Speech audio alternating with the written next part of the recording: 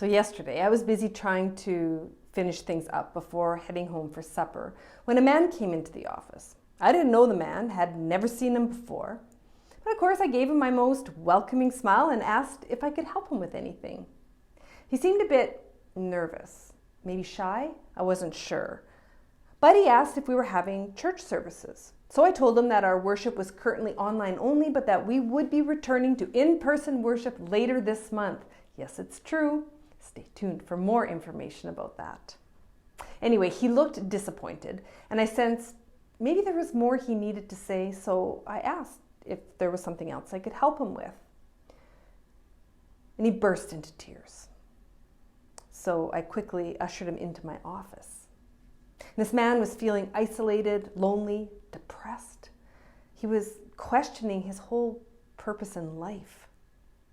So we spent some time together talking, and well, nothing was fixed during our time together.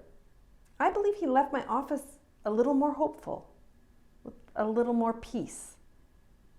This is what Scott Bray refers to as a God wink. This man, with no connection to McClure or to any church at all, was having a personal crisis and decided that a visit to the church in his neighborhood was what he needed. I had previously in that day been fretting a bit about my own role, my purpose in the church at this time. Unclear about what people need, about where my energy is best spent. Being a minister without a gathering community is really challenging. Ministry is all about relationship. And while I continue to be grateful for the online relationships that have continued, it's just not the same. I was sitting in my office trying to discern what kind of programs I could plan or videos I could make or prayers I could write that would be what you need at this time. I was questioning and worrying about whether we'd lost people, if people had lost interest in church, if absence from the church had made them think maybe they don't need the church, that the Sunday morning ritual had been replaced by other activities. And then God winked. And in walked this man, and I was reminded in one quick breath of why I do what I do and how the church continues to be a place of relevance. He must have believed we had something to offer him in this difficult time. And I asked why he came here, and he couldn't really answer, just said he knew he had to come. And so I'm putting a pause on my frenzied planning and worrying about offering what people need. I don't know what you need, but God does. I don't need to try to convince people that church is still important, that this community continues to have relevance. I'm going to just let God's love speak for itself. God is speaking to us all the time. And yesterday God told me to just sit down and listen, to be God's love in the way I'm always saying we should be. Well, God's love is not exclusive to the inside of a church building. The church building is a symbol of God's love and a reminder to others that God is still here. Even if they never walk through the door, we are a reminder of something different from the sometimes, often, frenzied, frustrating, anxious world around us. We're a reminder of sanctuary, peace, stillness, love, forgiveness, grace. So now I'm sitting here in our chapel, this beautiful room, which for the past few months has been our recording studio, but today is a place of sanctuary. And I came here and I lit this candle and I took a moment to breathe and just be in God's love. And I don't know why, but I do find it easier to connect with that love in the church building. It's nothing magical about the building, but it's the history, it's the memories. The energy here is the combined energy of everyone who has ever come through this building. This is a sacred place. And I am going to leave this candle right here with an invitation to all of you that if you ever feel you need a little bit of love, come. Deborah and I use this room for recording on Thursdays, but otherwise you are welcome here.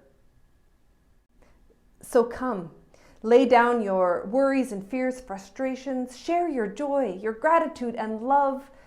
Be here in this beautiful place, a symbol of God's presence in the world. And just be. And if you would like someone to chat with or to pray with you, come to the office and let us know. I've said this before, but it is worth saying again. Deborah and I are never too busy to sit with, to listen to pray with any of you. We are here first and foremost for the relationship, to be a reminder of God's love and forgiveness and grace, We can't fix anything, but we can be with you in whatever you are experiencing.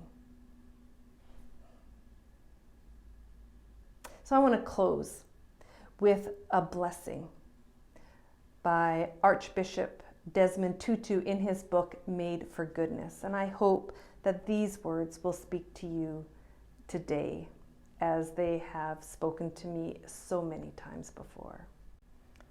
Don't struggle and strive so, my child.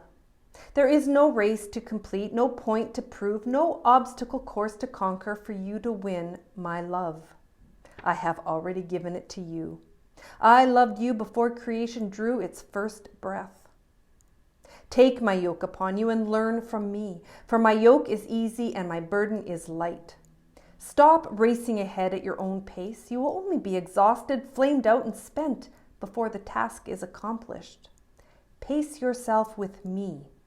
Walk alongside me. Do you think I don't know the demands of your life? I see you striving for perfection, craving acceptance. I see you bending yourself out of shape to conform to the image that you have of me. Do you imagine that I did not know who you were when I made you, when I knit you together in your mother's womb? Do you think I planted you as a fig tree and expected you to bloom roses?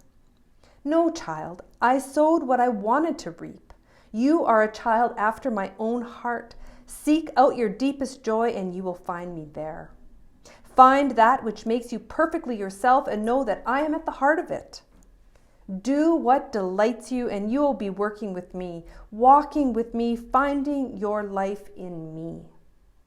My precious child, I will call you to account for nothing more than I have asked of you.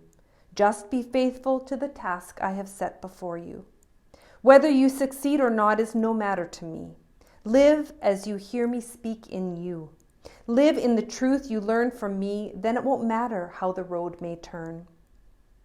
The goodness you live will set you free. May you recognize in your life the presence, power, and light of your soul. May you have respect for your individuality and difference. May you realize that the shape of your soul is unique, that you have a special destiny here. May you not disrespect your mystery through brittle words of false belonging. May the frames of your belonging be generous enough for your dreams.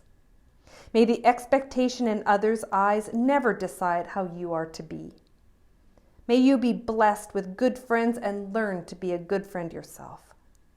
May you have friends who can see you. Take time to celebrate the quiet miracles that seek no attention. Respond to the call of your gift and have courage to follow its path. May your outer dignity mirror the inner dignity of your soul. May anxiety never linger about you. May you have the courage to speak for the excluded ones. May you learn to see yourself with the same delight, pride, and expectation with which I see you in every moment. A blessing from God to you. Amen.